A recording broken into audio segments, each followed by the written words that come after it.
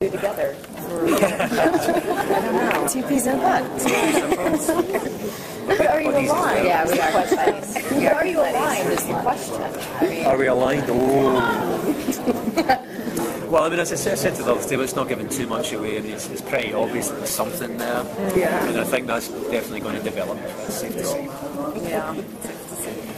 What was the funnest experience in kind of reinventing these kind of, iconic figures, Rumpelstiltskin, the Evil Queen? I mean, how's the experience been for you, considering, your previous work and, doing this?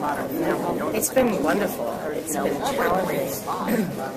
I like when you can learn from characters that you play. I like when they challenge you to discover more about yourself and like human complexities. And The stories as well. yeah, The actual stories themselves. the stories themselves as well. You think you know what these mean. You think you know what these are about, but it's taking me in my ripe old age of 50 now to actually suss it. Get what these are about and where they came from, what these stories were originally for. And there can be another side to these tales, and that's, I guess, what we're trying to do with the show, I suppose, is try to show you the other side of the Evil Queen, the other side of the Rumpelstiltskin, Charlie, whoever it is, that they all what they're going to be. When do you think that everybody's doing these fairy tale stories right now? Because in movies, Snow White, there's two versions. I know, thank God ours airs first. Yeah. I know, it's like, thank God. But ours is very different because we have so many different fairy tale characters that we're bringing into the show. And these movies are pretty much based on the story of Snow White. Based on. And then that Grimm show is very different from our show. It's a cop show. It's procedural with fairy tale. And how would you describe this show then? A drama? I think it's heightened reality. I like that. Yeah, I do. I'm going to steal that.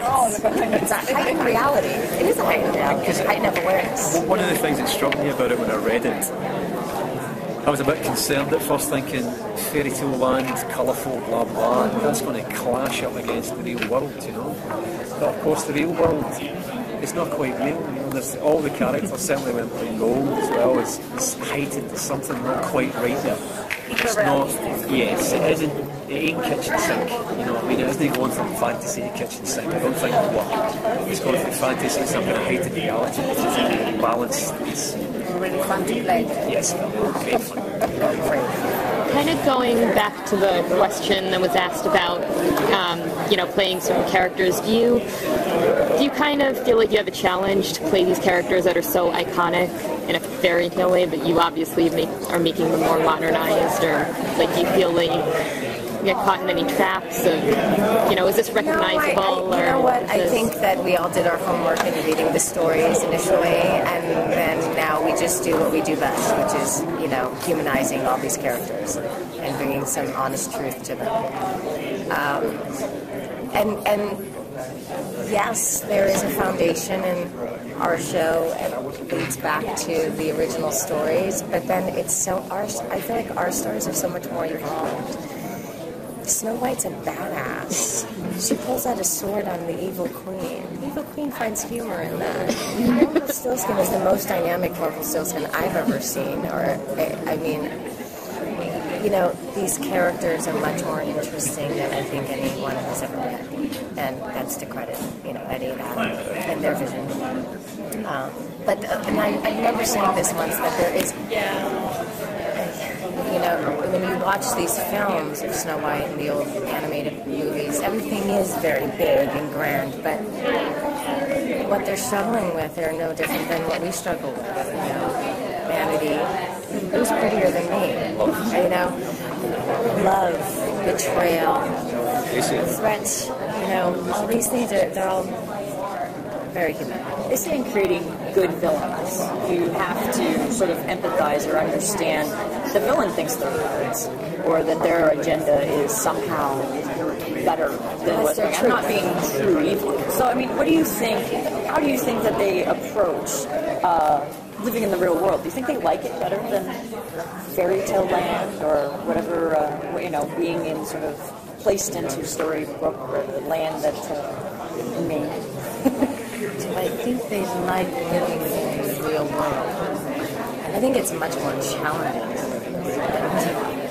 you know, especially for these very different characters. There's something that comes up in the second episode, in fact, and there's a scene that we play, there's a scene between Rumpelstiltskin and the Queen. There's quite a lot in your question that comes out of that, and in fact, that says, I'll leave that to you. Yeah, I might not question, I'm going to take that. And speaking of that, one of the things I think was interesting is, you know, in this reality, the real world, there's no happy endings. How much darker is that going to make, you know, the series? Because that just kind of opens it up, you know, there's no bright and shiny, so how dark is it going to get? You mean how many seasons are we going to live? Do we actually have a happy ending? Hopefully many. Hopefully many. Yeah, I was just wondering how darker the tone is, you know, because so far it's gotten pretty brutal, you know, is it going to get... One of the things I would say, and this is one of Lana's things, you know, that she told me, in fact, her research about the Evil Queen. The whole Snow White story, and the idea of the Evil Queen being the stepmother changed. She's the biological mother. The story was originally a biological mother. All these stepsisters, they're no stepsisters, they're sisters. Yeah. And that changes things entirely. You think that this woman then is actually going to get her daughter's heart cut out of the forest. That's pretty dark. And that's the original fairy tale we're talking about. So we're kind of going to go to that strange life. Well, it was also that came from the Evil Queen. It came from, what is it, the Oedipus, the Oedipus complex, I think it's what it's called, when a father wants his daughter more than he wants his wife. And what that creates inside of a woman is very sick and twisted, but beautiful to analyze and diagnose and go, what is going on at a psychological level with this person, and how do these feelings come about inside of a human being? Do you think that she loves her son? Do you think that she loves? Absolutely. Yeah. Absolutely, I do. I think that sometimes when you love someone so much and it causes you to do crazy things, you know, you can hold on so tight and it can come out very controlling and obsessive. You think it was something she expected, you know, from the beginning of this plan, that she expected to love someone so much? I think it's what she had hoped for. I think that's why maybe she hasn't. Is to love that deeply. That's why maybe women do adopt children. You know, it's like I want to love. I want to give this somewhere that's safe. There's also, I mean, this is a really dodgy thing to talk about, yes, but it's true. I mean, I know this because there's some friends of mine that are in this situation. I've known a couple of women and kids recently, the past few years, that are not maternal at all. And they thought in that moment that was the thing to do. They thought, this is perfect, I'm 40, I'm going to have a kid, that's what I need in my life. Suddenly, these kids are away at boarding school. They just don't know how to do it. You know, so it's, the image that we're getting the Evil Queen at the moment is the one side you're seeing, is this desperation you bring this boy towards her. Maybe she just ain't maternal. Maybe she's stumbling over it. Maybe she wants to be, she can't. Maybe she's just bad at it. Like my mother. She lives. Thank you so much. Thank you. Thank you. Take care. Got it. Thanks.